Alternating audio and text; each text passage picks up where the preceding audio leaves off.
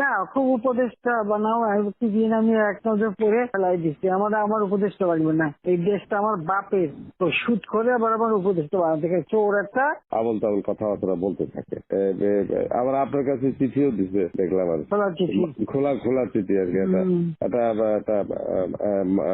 খারাপ আর কি, একটা ইয়ে আর কি। না, খুব উপদেশটা বানাও। প্রতিদিন আমি এক নজর পড়ে ফেলাই দিচ্ছি।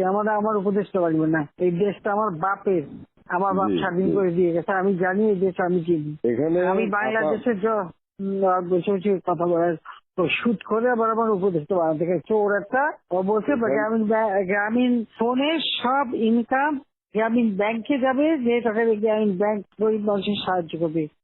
আর এই কথা করে আমার কাছে ওই গ্রামীণ ফোনের ব্যবসা দিয়ে ইউজ একটা টাকা পর্যন্ত গ্রামীণ ব্যাংকে দেয় নাই। আমি 400 কোটি টাকা গ্রামীণ ব্যাংকে দিচ্ছি, 400 কোটি টাকা।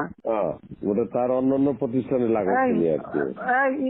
না, তখন গ্রামীণ ব্যাংক ফাইলে বক্সে ঢুকাই দিই।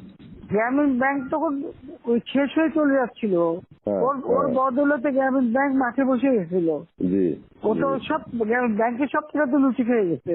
তখন আমি প্রথমে 100 কোটি, তারপর 200 কোটি, তারপর আবার 100 কোটি, এটা 98 সালে দিচ্ছি, চালু রাখছি। তখন এই গ্রামীণ ফোনের ব্যবসা ছিল। এই ব্যবসাটার থেকে যে লাভটা হবে সেই টাকাটা চলে যাবে গ্রামীণ ব্যাংকে, রেগুলার গ্রামীণ ব্যাংকে একটা সোশ্যাল ইনকাম থাকবে।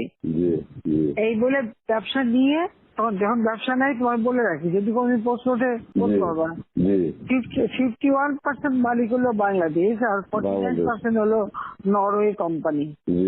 আর এখন যে দেখো সব সে ব্যবসা নরওয়ে কোম্পানির কাছে, তার নিজের কাছে বোধহয় 10% বা 15% মতন হয়তো থাকতে পারে, সমস্ত সে বেঁচে খেয়েছে।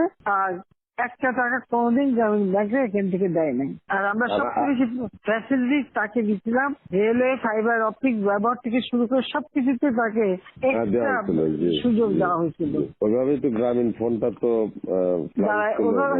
অন্যদের থেকে সে সবচেয়ে বেশি সুবিধা পাইছে। চোর একটা রক্ত চুষে খাইছে সব। আমি বলছি যে রক্ত শোষা, গরিবের রক্ত শোষা।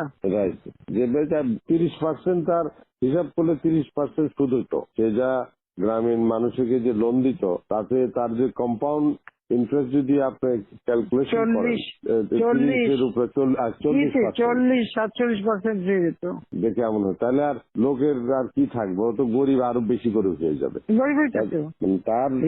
হিলারি ক্লিন্টনে, তোমরা তো ইতিহাস যাও না, হিলারি ক্লিন্টনে নিয়ে গেছিল যশোরে, তার হাত দিয়ে গ্রামীণ ব্যাংকে ঋণ দেওয়ালো।